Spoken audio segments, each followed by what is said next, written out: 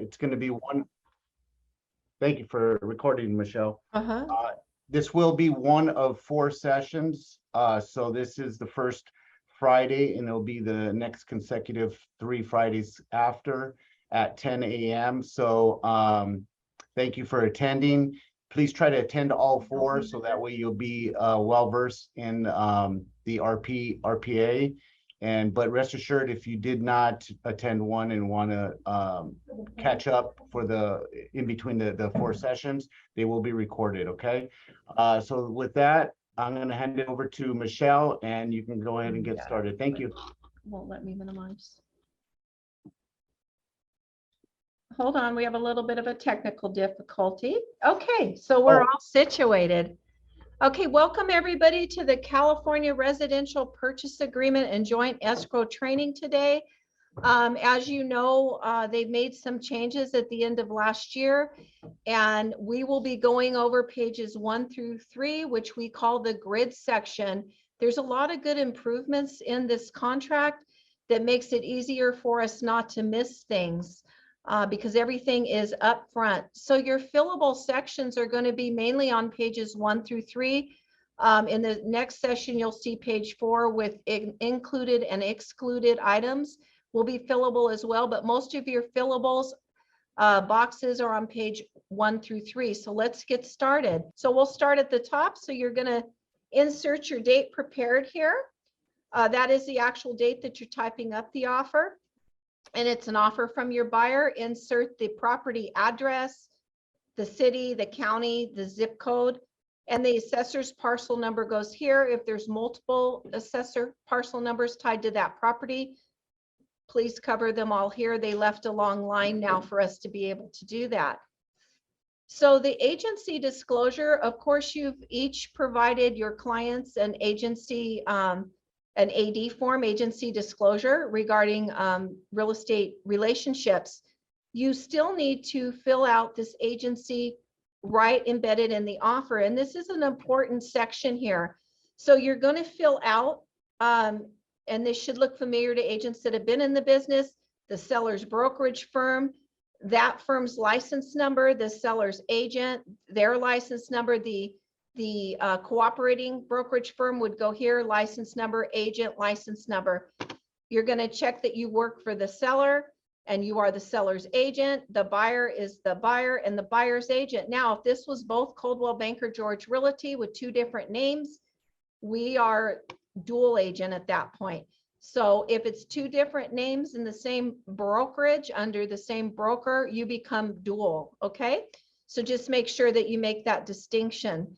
Now, if as a listing agent, when you receive an offer and you notice something in the confirmation is not right, maybe a license number was transposed or something like that, or the brokerage name wasn't spelled out properly, you can correct that, not on a counter offer, but correct it by supplying a AC form. It's confirmation of real estate agency relationships. And you're simply correcting this, and then that form will replace this information so it's all proper. At the end of the training, I'll roll through the forms that I'm talking about here just to show you what they look like. Towards the end of the training, we will pull up all the disclosures and go through them. But if this is wrong, it can't be countered and corrected. You need to perform the correction by supplying an AC form. And it's very simple to fill out. I'll show you at the end of the 3 pages. Okay.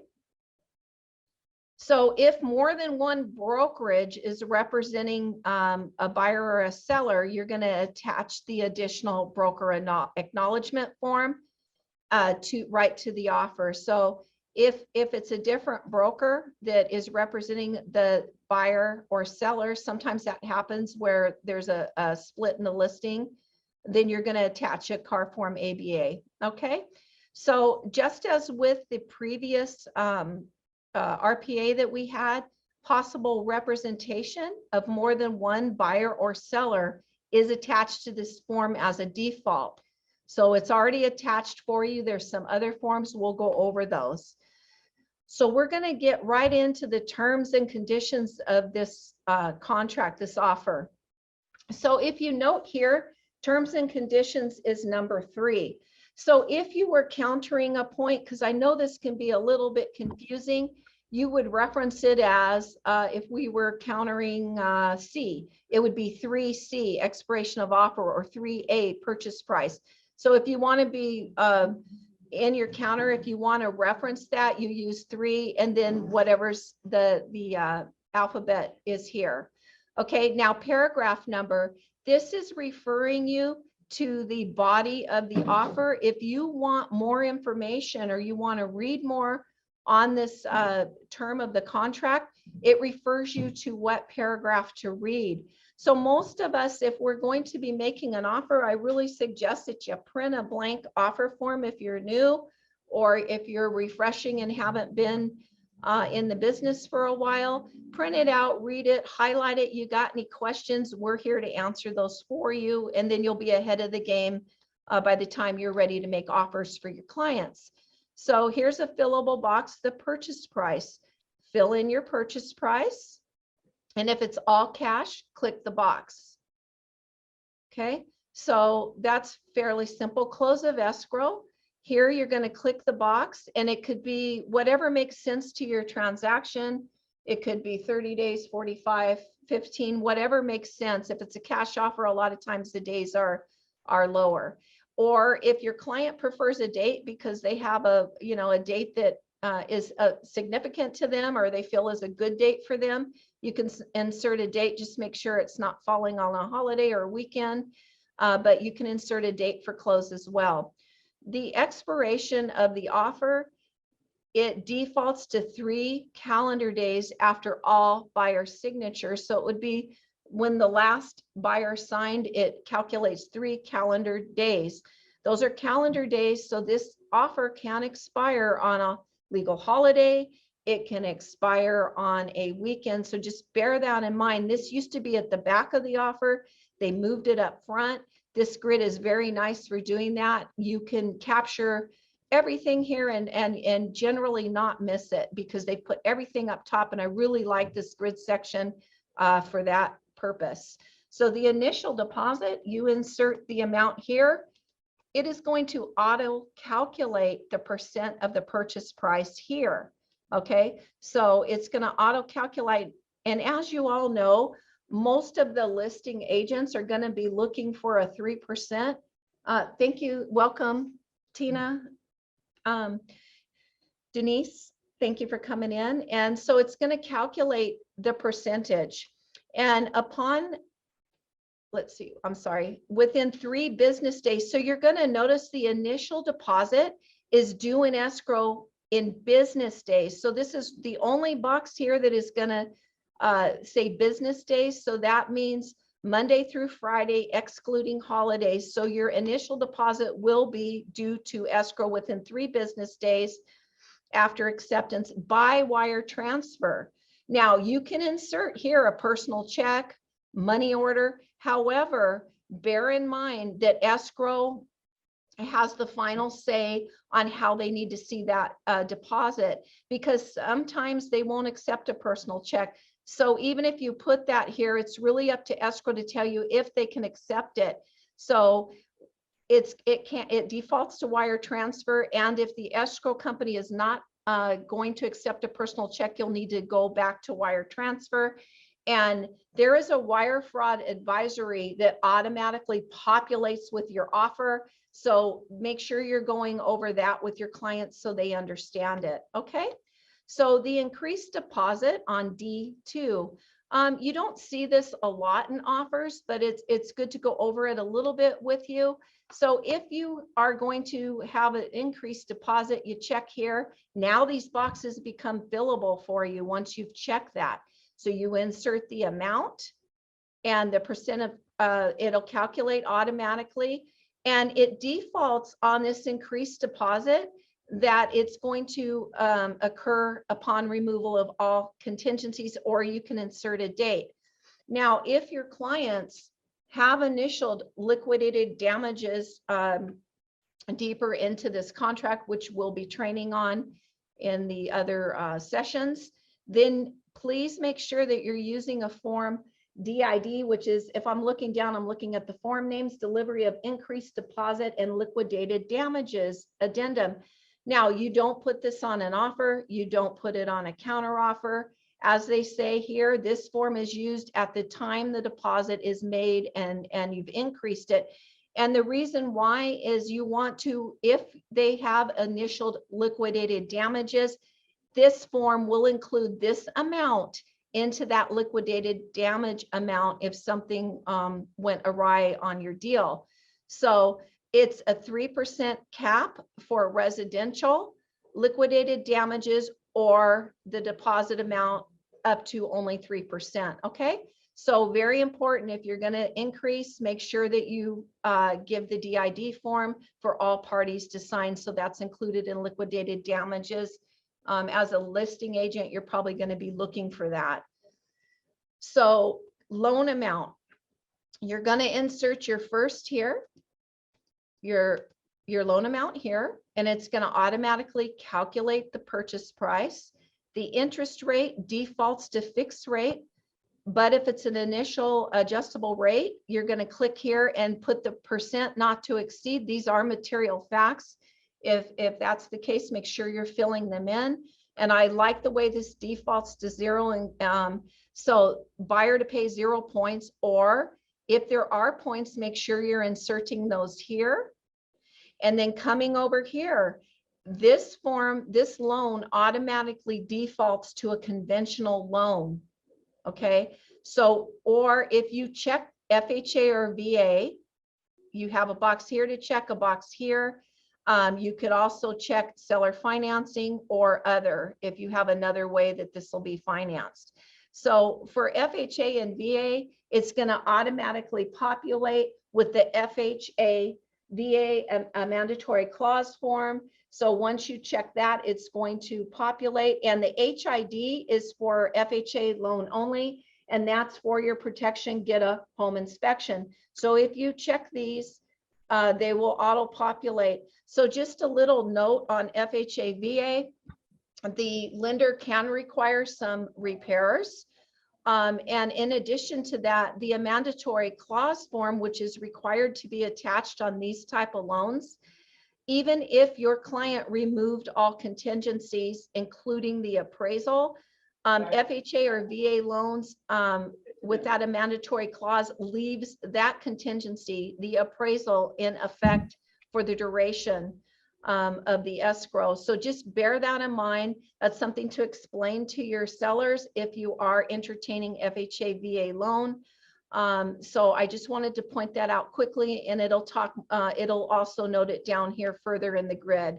So here, if FHA or VA is checked, deliver a list of lender required repairs. So you have 17 days, or you can toggle it to shorter days if you wish, but I would probably leave it there because you need to get inspections. It's a little bit confusing that it's here, but this would go through the normal process. As far as an agent, you would have your buyer select the home inspector, the termite company, they would go and do the inspection. And what's nice on the request for repair, there is a section now that they've added to the request for repair where you can handle asking for lender required FHA or VA repairs. For FHA and VA, if they see, like on FHA, if the appraiser noticed like active termite, they're going to call that out and they're going to ask for a termite report, and that work would need to be done prior to close. VA will require termite work. They're looking for safety issues, like if there was a broken window or something of that nature. So this is things that you would need to explain to your client as a seller's listing agent if you are entertaining FHA or VA loans. So I'll show you on the request for repair how you would handle documenting what FHA or VA is requesting. Now, bear in mind that the seller does not have to agree with those repairs, but if it's a lender requirement, you may want to try to cooperate or do the best you can to negotiate that between the two parties, because the lender is requesting these repairs. Last year, I did negotiate on a VA loan that they would pay for the termite.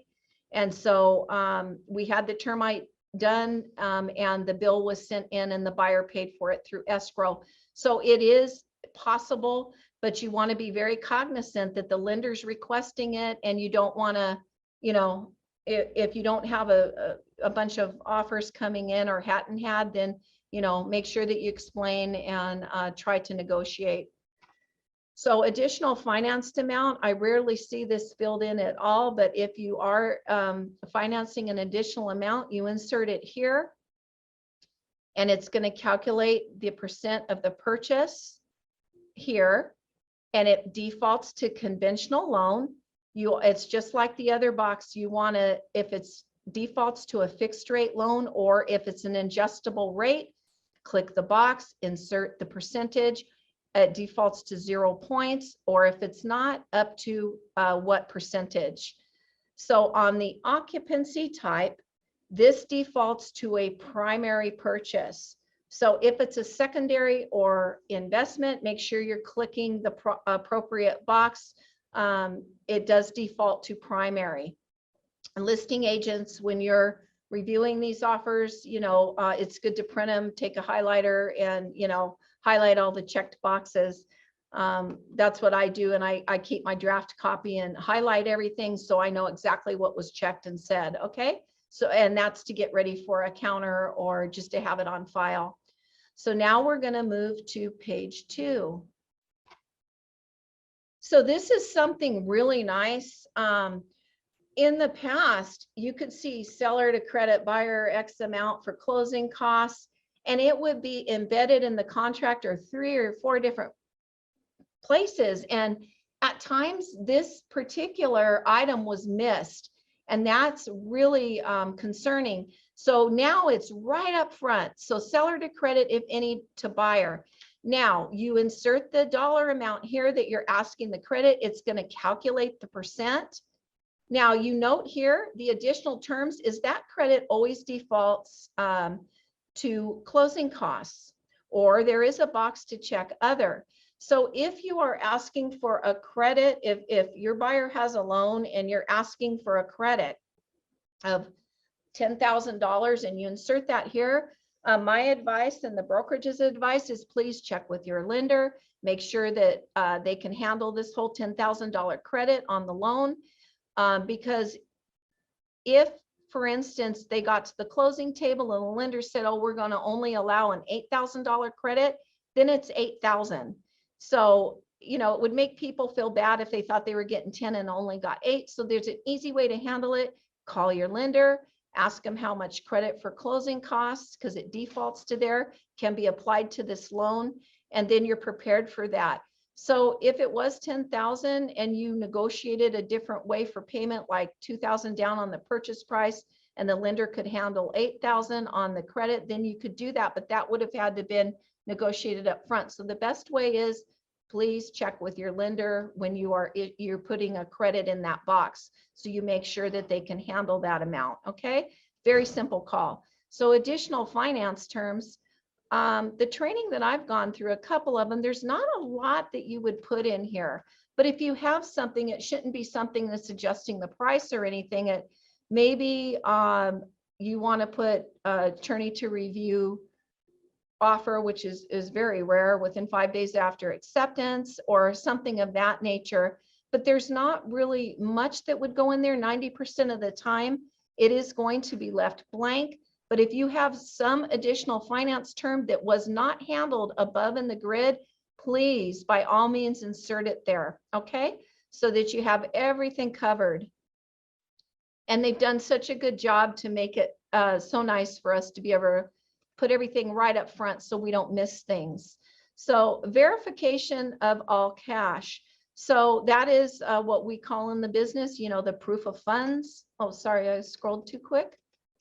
Okay, of all cash. So that means not only for the purchase price, but for the closing costs and the whole kit and caboodle. So verification of all cash, proof of funds is what you would want attached to the offer, or you can put 3 days after acceptance or X amount of days. But your offer would be a lot stronger if you attach it. So the verification of all cash, a couple of things, please make sure that the names on that proof of funds match the buyers.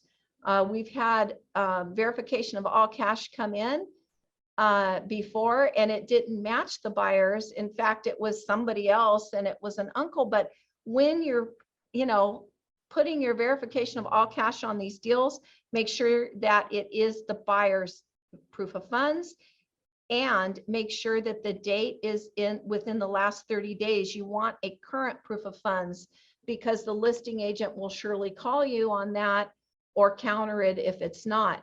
So for those having verification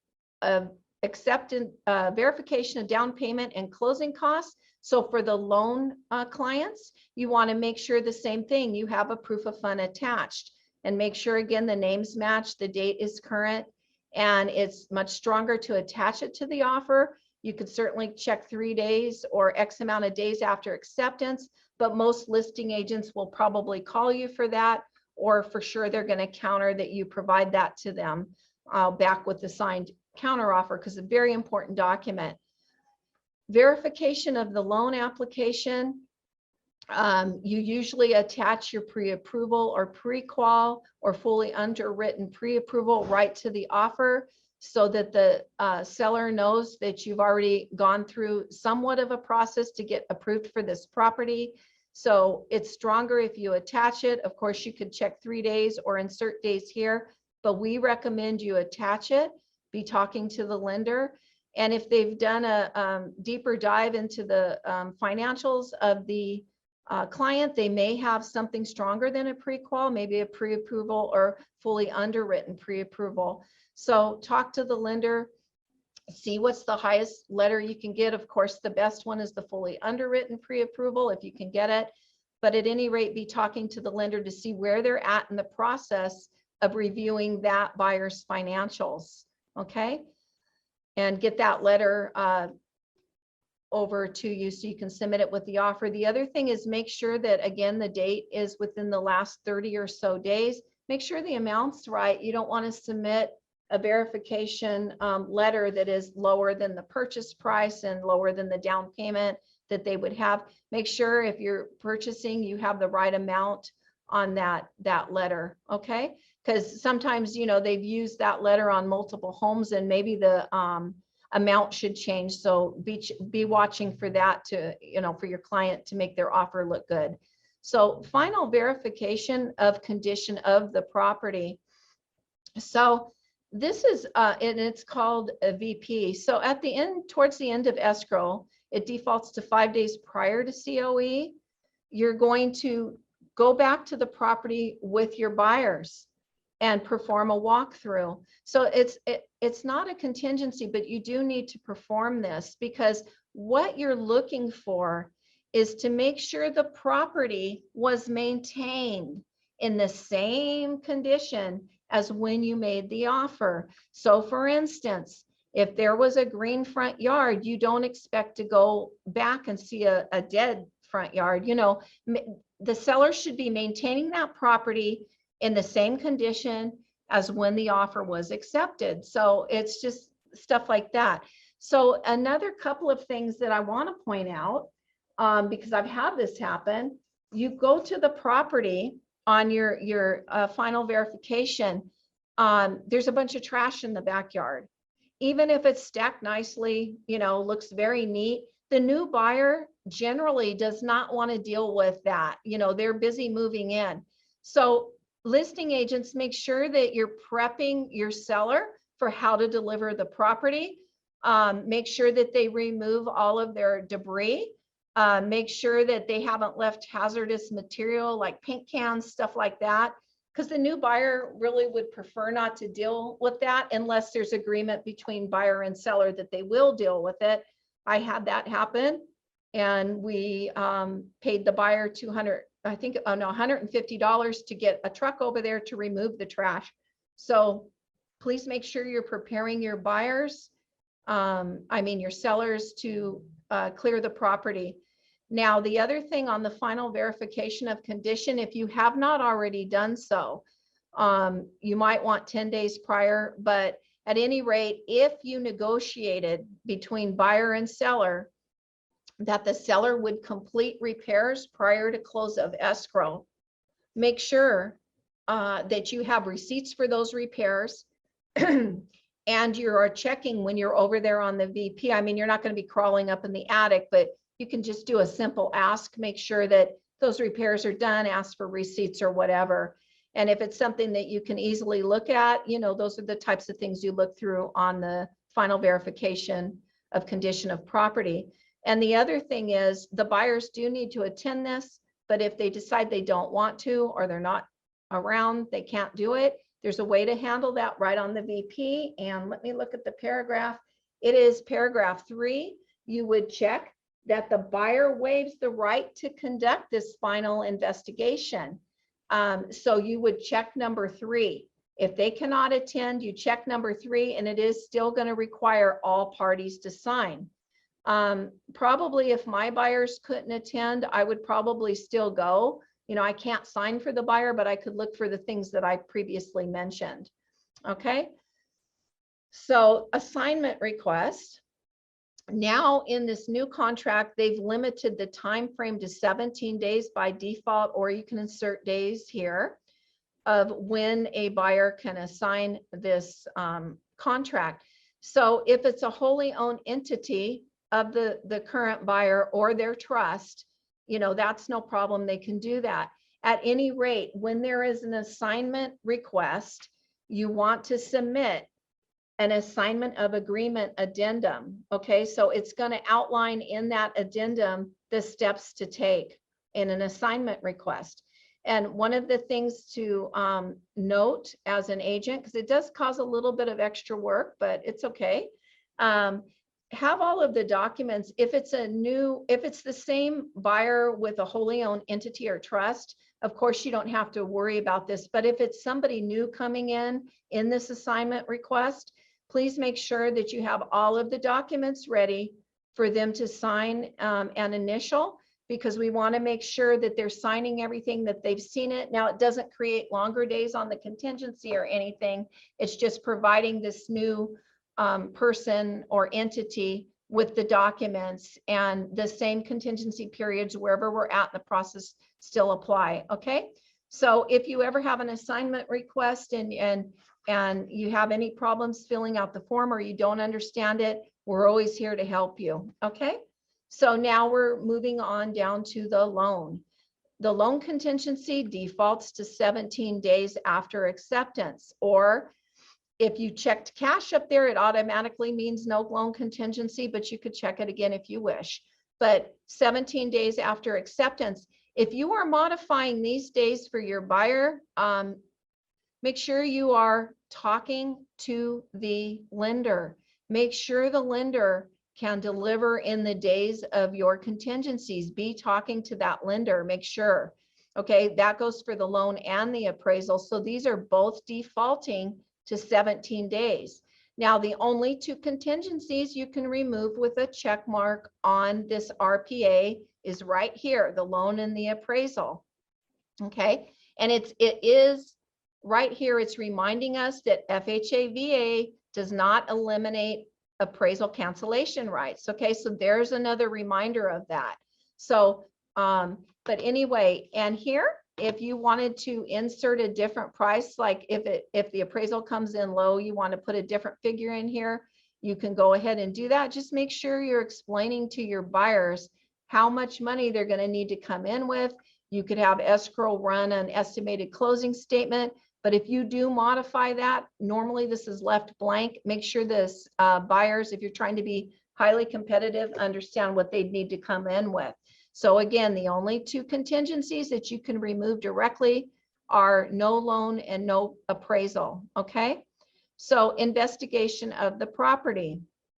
That means that you're going to you're scheduling your home inspection, your termite, what else? If the buyer wants to check with the city, if they want to look around the neighborhood, things of that nature, check Megan's Law database. You don't check it for them, they check it themselves. But anything like that the buyer wishes to perform to make themselves comfortable and to understand the property better, they go ahead and do that during the 17 days. And I know a lot of times agents want this modified down, but there's so much to do. If there's any way you can keep your 17 days, I recommend it, because those days move quickly. And if especially if the buyer wants to go to the city and check things and look for permits or anything of that nature, you really kind of need the days. So now informational access to property, they ran it the same days as with the investigation of property. Now, this is not a contingency. What this means is if the buyer wanted to come into the property, maybe they have a contractor that wants to give them a quote on remodeling a kitchen or bathroom, or they want to measure the living room for furniture, anything of that nature is informational access to the property. They may even want to go in, close the window, close the doors, listen to street traffic, but anything that's informational access to the property, 17 days after acceptance, or you can modify those days. And it does not create cancellation rights. And this informational access even applies if contingencies were removed prior to 17 days, okay? Review of seller documents. So those are all of the seller disclosures. So you normally, as a listing agent, you want to get those ready and prepared as soon as possible and out to the buyer. The buyer has 17 days after acceptance to review them, or if you've you can put different days there, or 5 days after receipt, whichever is later. So we as agents never want to be the reason that a contingency was expanded. So we always want to try to get the seller documents complete with the seller and out to the buyer as soon as possible. Preliminary title report, 17 days after acceptance or 5 days after receipt, whichever is later. And on the prelim, when you get it for your buyer, I know that is ordered generally by the listing agent, but make sure as an agent, we're not expert at it, but we have the resources to go to the title officer. We can three-way in our buyer. We can call them and have them explain if there's anything on that prelim that we should be directing our attention towards. In some of the cities around the San Gabriel Valley, I've seen them in Temple City, San Marino, there's some really old HOAs. And while they may not be enforceable, you know, you want to get a copy of those, print them, take a look at them. If your buyer wishes, they can have legal counsel review them. But you want to be looking at the preliminary title report for liens and HOAs that you weren't, you know, aware of, things like that. So I think it's always a good practice to be in the habit, even if the prelim looks clean to you, call the title officer. They're very happy to speak with you. And just what I always say is there anything that I should be paying attention to, you know, on this prelim? And if I notice something, I'll ask them about it if I have questions about it. So always be calling your title officer. They're really happy to speak with you, you know, and then everybody understands. So you know, that's one of the things that I do every time. Common interest disclosures, or HOA disclosures as we call them. You have 17 days after acceptance to review, or 5 days after receipt, whichever is later. Any of us in the business know that, you know, we can't make an HOA deliver documents on our time frame. So the best procedure, if you can, as a listing agent, is to get those early. Get them requested, have the seller pay whatever the fee is, get those early so that you're not in any problem with receiving them late. We've seen where they've come 20 days later. So you want to be getting those early. Now, as a buyer's agent, there's, you know, you just hope that they're there on time. But at any rate, listing agents, please be ordering those as soon as you can. Review of leased or lien items such as solar or propane tanks, 17 days after acceptance or 5 days after receipt, whichever is later. We did do a class on solar panels. So if those are on the property, even if they're going to, the solar panels will be paid off through escrow by a buyer or seller or something of that nature. there's still at times a contractual obligation with the solar company for buying power, solar power through them. So make sure, listing agents, that you're providing that contract right out the gate. As soon as possible, you can counter it into a counter so they're aware of it. Whatever you need to do, even if you've agreed to pay off the solar panels or something, or water softener or anything, sometimes there's still a contractual obligation with the company that let that contract. So make sure that you are providing that contract of those leased or liened items. If you have one right up top, you want to give the buyer ample opportunity to talk to the solar panel company or whatever company they need to speak with to do their due diligence. Sale of buyer's property. It's not a contingency unless you check the contingent upon buyer purchasing a property form here. So when you print this document out and you're doing your highlights and you see that, go back and review the COP form. It should have automatically attached for you, and the listing agent will be looking to see how you filled that out. Okay, so I'm going to come right back up here on this side box, removal or waiver of contingencies. So you can remove any of the contingencies by supplying an attached contingency removal form. But as you see right here, removal or waiver of your contingencies at time of offer is against agent advice. So if your client insists on doing that, it's their idea, not yours.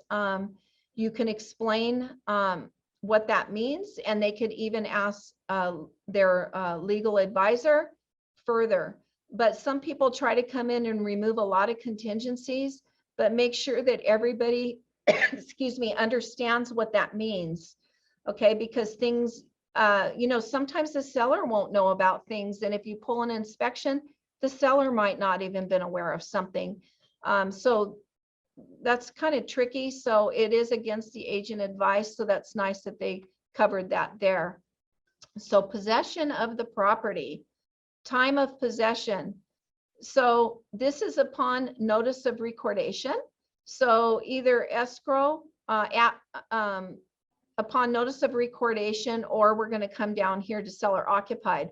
So you can check a different time at 6 p.m. or at 7 p.m. whatever.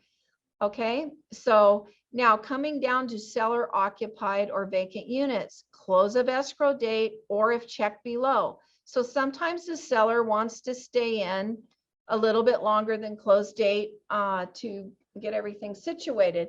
So if they're staying 29 days or fewer, you would check here, and well, you won't know this, excuse me. The buyer's agent may not know about the seller occupied, okay, or vacant units.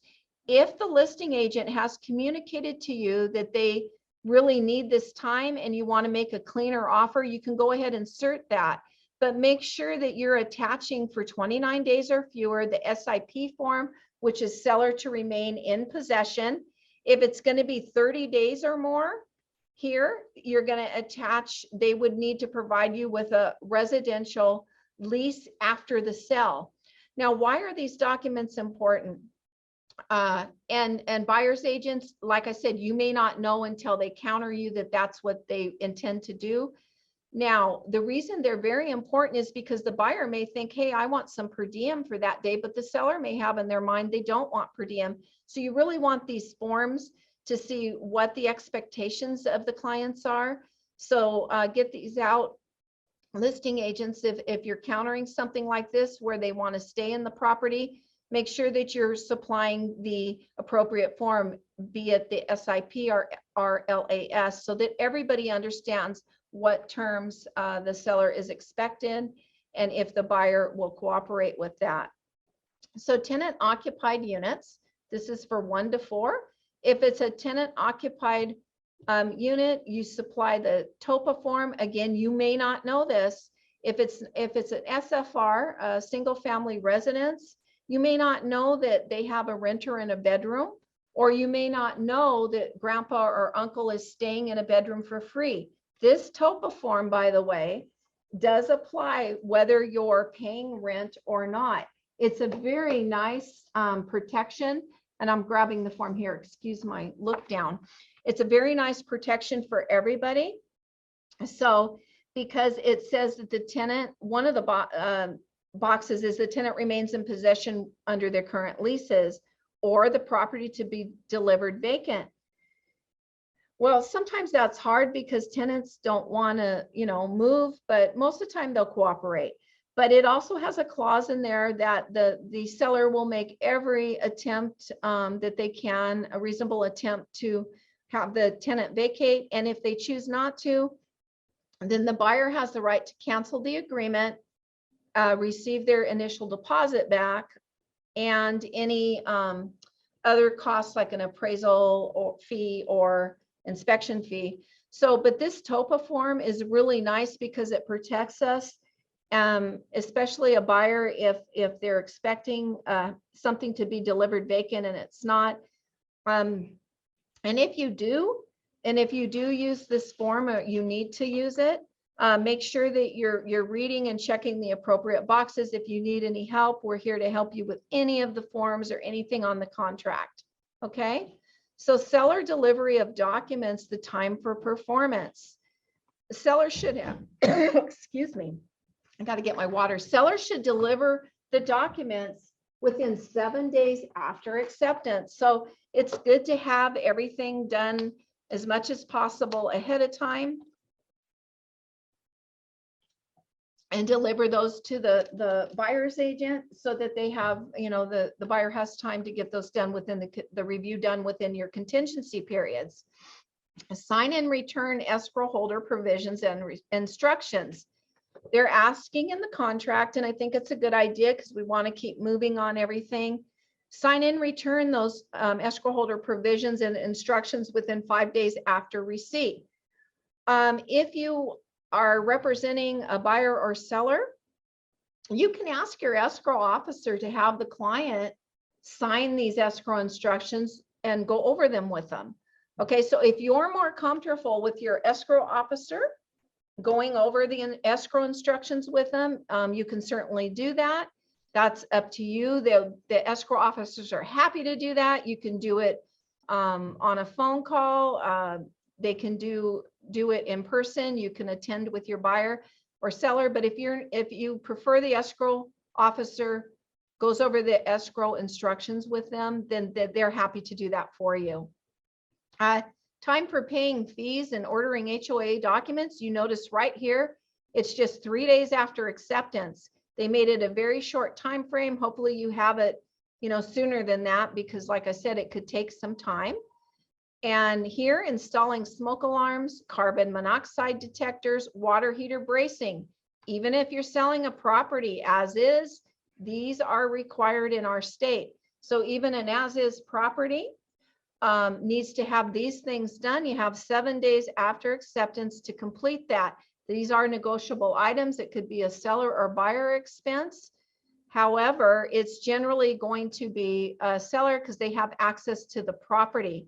Now, seller, if you agreed to have these devices installed and the bracing complete, and an appraiser comes and they're not, the appraiser may have to come back and do a reinspection to make sure that's done. And that sometimes can cost money, 75, 150, whatever.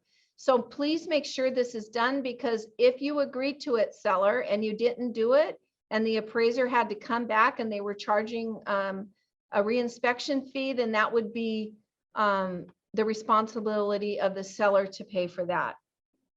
Just to give you a little tidbit on that. Evidence of representative authority, or there's a form called representative capacity, 3 days after acceptance. But what's nice about this new offer that I really love is on page 16, they've put that representative authority there. So if you fill that out, you've already done that step. If not, there is an individual form that you can fill out later and provide. And bear in mind that if your buyer is signing for a trust or an entity, of course, escrow will be asking for some documentation on that trust or entity. So just have your buyer aware of that. So here you see O, and there's an I up there I didn't point out earlier, but O is intentionally left blank. I and O, and the reason is because these could be misconstrued as something else. I like a 1 or a 0 for O. So those are intentionally left blank so that there's no confusion on those. Okay. So now we're coming down to page 3 of the grid, and this is the final page of the grid, and it's really exciting because they've done something new here. Okay, so P1. Okay, so this is items that are included in the cell with the property, and items specified in paragraph 9 are included, and the following if checked. So the only pre-checked item in this section is the bathroom mirrors, unless you've excluded them.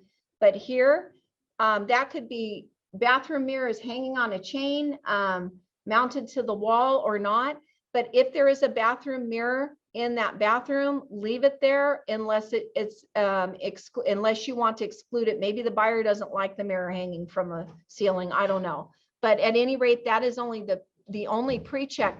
So agents, both on the listing and buyer side, please get familiar with paragraph 9, because for listing agents, you want to show the seller these items that are embedded in the contract and already included. So there's one thing that can cause confusion. If you have beautiful drapes, and actually I went through this a while ago, the drapes were beautiful. They also had window coverings under the drapes, but the seller removed all the drapes and the buyer wanted the drapes. So contractually, which a lot of people don't know, and thank goodness we got the drapes back and installed, is the drapes are included in paragraph 9. Now, if it's something that the seller does not want to include, buyers agents and sellers agents should both be going over this contract so you can include or exclude items that you don't wish to include in the cell. Here, potted trees and shrubs. I have had people like wanting a potted plant that they thought they were going to get, you know, and it was a beautiful pot and the seller took it. So if you want any of that included, make sure, even in paragraph 9, they're including light bulbs, smart bulbs. So there's a lot of things that are already included in the cell, and listing agents, if you want to counter any of that out, be very familiar with that paragraph, counter out things that you do not want to include. If you have a stager and they have put curtains up or anything, or hung mirrors in the bathrooms to make it look prettier, make sure that those are excluded, because you know, the buyer would assume those are theirs. So just be mindful of paragraph 9. And then for the automatically excluded items, you would look at paragraph 9C, 9B for the included items. So be familiar with those two paragraphs and you won't have any problems. If you see a fountain in the front, like a set-in or something, I would probably, if I wanted it, put you know, water fountain, one that's not attached to the ground. Like if there's anything fancy that you want, that's not, that you don't see it listed in 9B, you know, add it here. Make sure that you're going over this with your buyers so that you're including everything that they're expecting, and make sure listing agents to exclude staging items. Okay. So now we're down to the allocation of costs. So you see here, we have buyer, seller, and both. Both means 50-50. Okay, so just bear that in mind on all of these when you're going through it. So natural hazard zone disclosure report, or the NHD as we call it, is required on these transactions. So normally it is negotiable, but however, most of the time the seller is going to pay for it. Buyer's agents are going to check for the seller. You can check the box here and have your provider, whoever you wish to provide that report. Here is the buyer's agent. I always check environmental, I check other, and I put taxes, because the NHD report, you can get some additional information, and it could be very helpful to your buyer. So I always check for the additional. I know that one of the NHD providers that I use, it's only 15 or 20 more dollars to get these extra reports. So I always check for those because I like to give the buyer as much as I can. Okay, so here you have blanks where you can insert reports and who's going to pay for it. So some people I've seen, they're going to put in home inspection report and they're going to put the buyer pays. Some agents will put in termite report, seller pays. Now, just a note on termite. The request for repair now has check boxes where you can ask for section 1 and section 2, because the report, fine, it's usually free for a seller to obtain. But if you're asking in your offer for section 1 termite, and the seller doesn't know what that would cost, it's kind of like a blank check. So a lot of times they wouldn't be wanting to sign that unless they already have a report and they know the cost of it. So the request for repair now includes a section where you can ask for section 1 or section 2 to be paid for. And that's a nice inclusion in the request for repair. So a lot of times agents, if they want to come out, really strong, they're not putting in the termite. And secondly, a buyer's agent understands that if the seller doesn't already have that report, they really don't know the cost of it. Okay. Yes. Does this class go till 11 o'clock or past 11 o'clock? It should go till about 11:10. Okay. Yeah. I have to leave. I have a meeting now. Okay. And then smoke alarms, carbon monoxide detector, water heater bracing. Again, it's negotiable. If you're representing the buyer and it's easier for the seller just to have those installed, click here. And that is required, as I said, even if it's as is, okay? So government required point of sale inspections and government required point of sale corrective remedial actions. Please, buyer's agent, don't leave this blank. I just went through a training with the car attorneys and they're recommending do not leave it blank. Check it to the seller, because sometimes buyer, but generally if you're representing the buyer, you're going to check to the seller. Now, why? Because you may not know if there's a point of sale required. You can be checking with the city in the meantime, but in your initial offer, you would check to the seller, because if it's not required, no harm, no foul. Nobody's going to be paying for that fee, but please don't leave these blank. Check a box. Buyer, seller, or both. Generally, a buyer's agent is going to check to the seller. Listing agents, make sure that you understand the city you're in. If there's any requirements, you can go to the city counter. You can call the city. You can look on websites.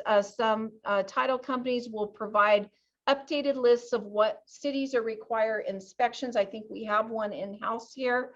For instance, San Marino does have a requirement for point of sale inspections. Long Beach has a requirement on certain properties in impacted parking areas, that the city will come out in certain areas on a map to inspect that there's off-street parking. So the easiest way for listing agents is to make sure you're calling the city, checking websites, or going to the city counter, okay? But buyer's agent, please don't leave this blank. Normally, you're going to check to the seller. Escrow fees, you have 4 choices here. Buyer, seller, both, each to pay their own. So it's not normally 50-50 for escrow fees. Is usually we check each to pay their own customary fees. Of course, it is negotiable, but this is standard where we usually check that each are going to pay their own fees. Escrow holder, if you want to check an escrow company or type in one, you can type it in. I recommend if you think, if you're requesting an escrow company and you have a certain officer in mind, make sure you're not only putting the escrow company, but the officer's name. Maybe the other agent knows that escrow company too and prefers another officer. So if you're asking, ask all the way, ask for the escrow company and the officer.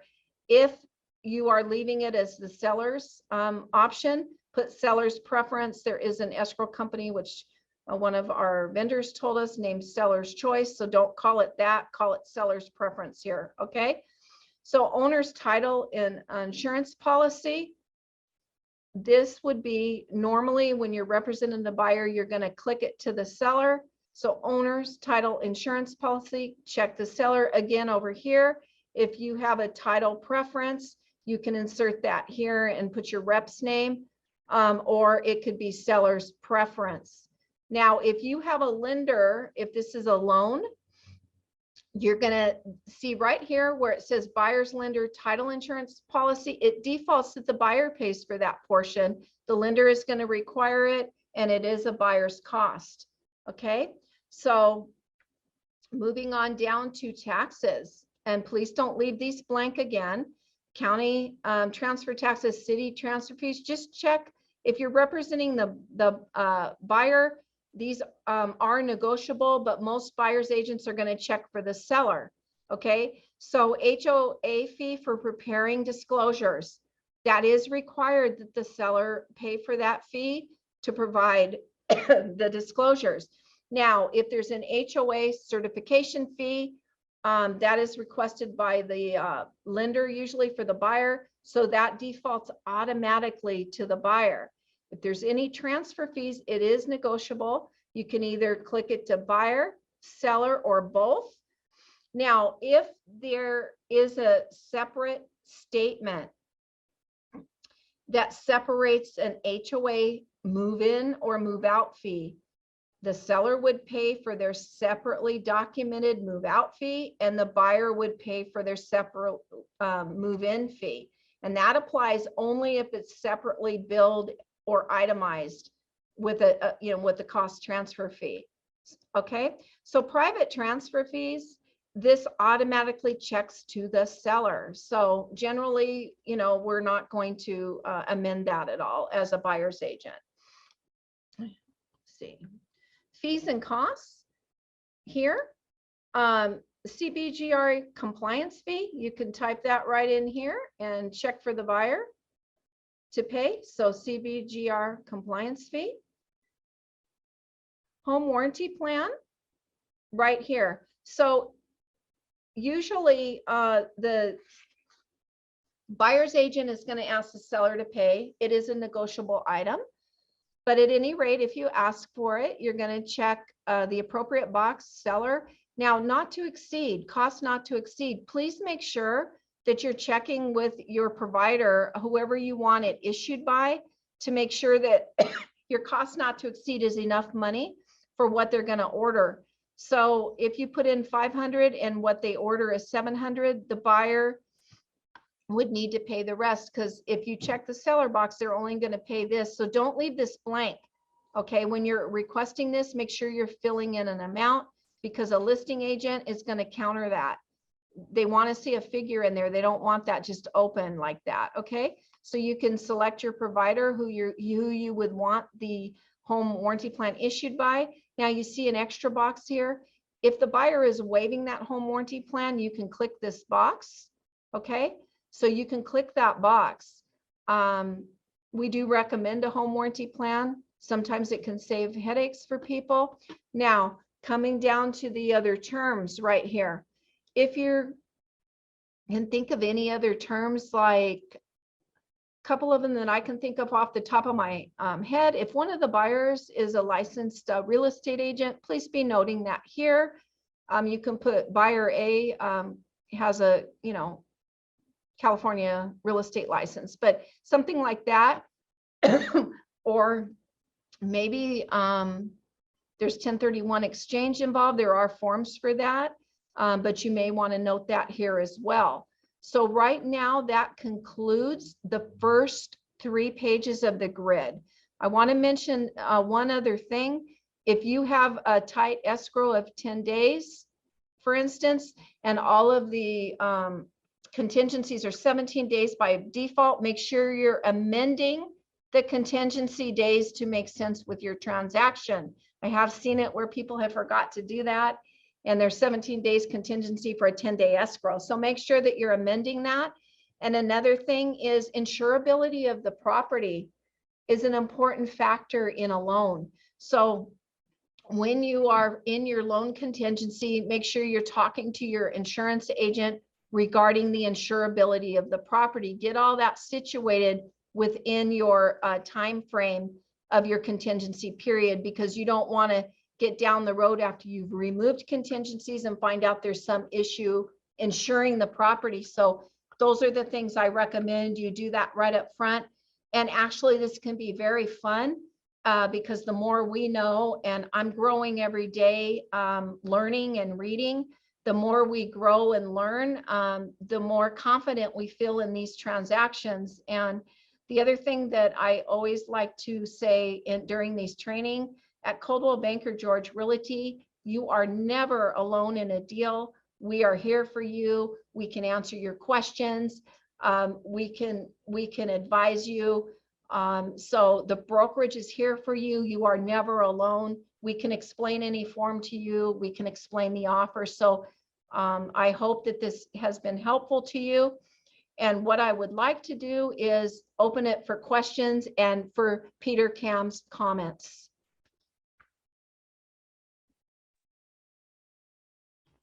Hi, Michelle. Jeffrey, I have a question. Okay. Yeah, can you specify or give example of the pitfalls of contingency removal? Can you qualify more on that contingency removal pitfalls? Okay, so the contingency removal form, I can go over that. We did a class on that, and I think I have a recording. What specifically would you like to know about the contingency form? Because what you're going to do is you're going to notice that the contingency removal form, it has sections to it. Okay, there's many sections. Let me look. There's probably 10 different sections that you can remove contingencies. So sometimes all you're going to be removing is a loan contingency or the investigation contingency. So you can remove contingencies in step. So contingency removal would be number one. You want to try to stay within your time frames of your contingency days, but you can remove them by step. But most of the time you're going to remove all contingencies, especially when you do a request for repair. Normally the listing agent is going to answer and respond and say, the seller agrees to these items, providing you send a buyer removal of contingencies. But you can remove them in steps, Jeffrey. And if you run out of time, if something's going on where you're still investigating something, or the lender has let you know there's a 2-day delay, be communicating with that agent. They like to hear about it before they discover it first. So be communicating with the other side, and you can ask for an extension, but be communicating with the other side. But I can personally go over the form with you, and we can do it in another class. Does that answer your question? Yeah, great. Thank you. Yes. Yes. Thank you. Yeah. Let me see. Well,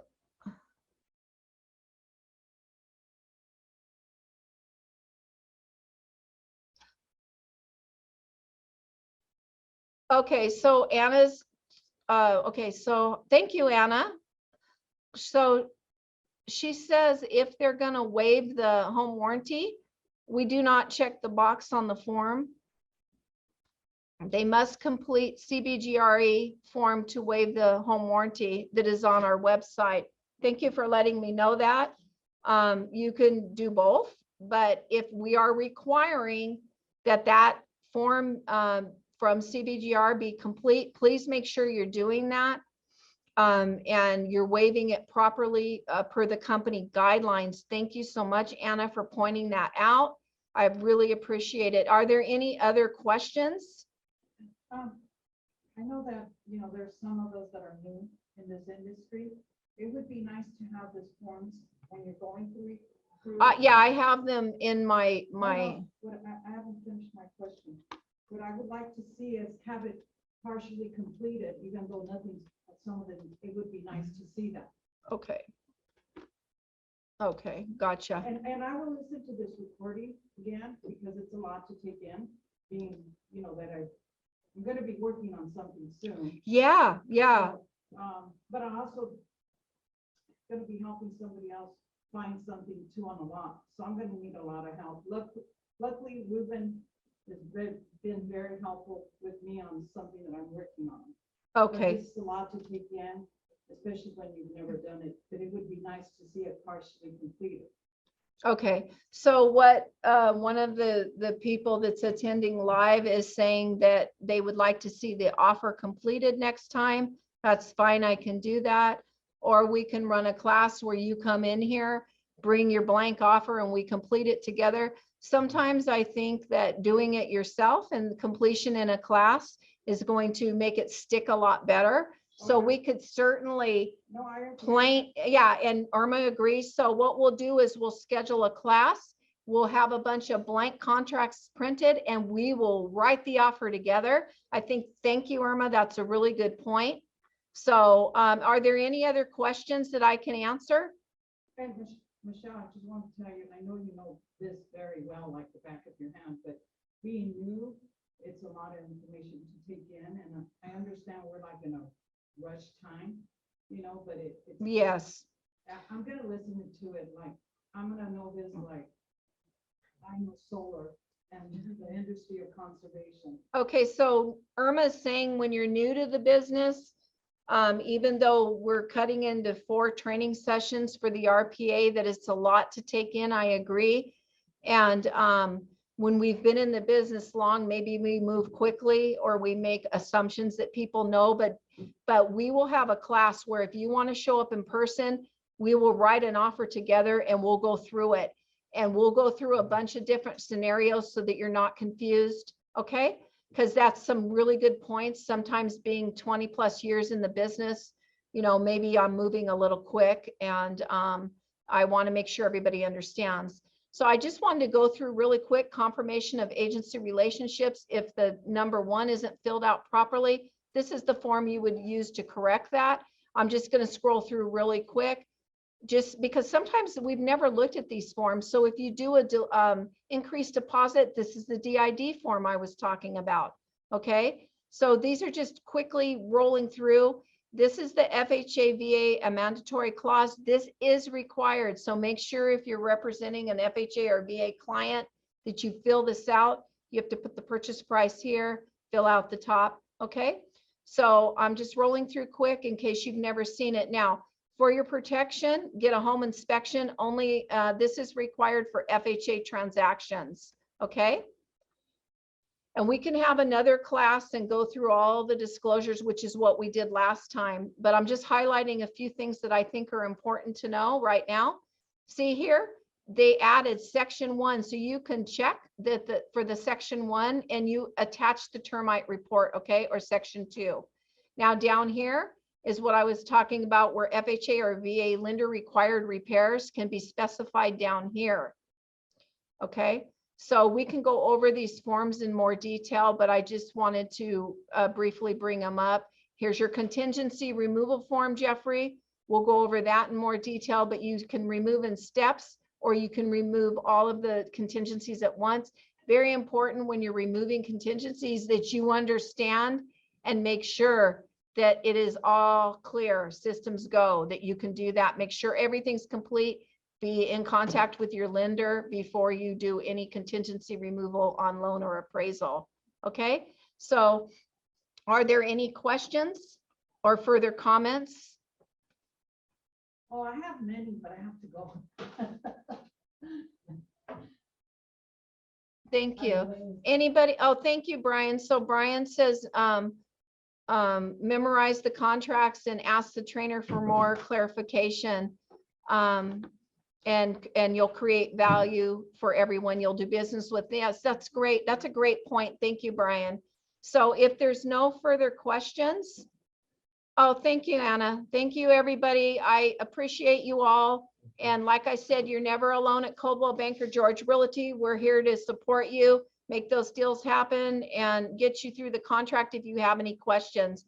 I appreciate you all. It's my great honor. Thank you so much. Thank you. Thank you.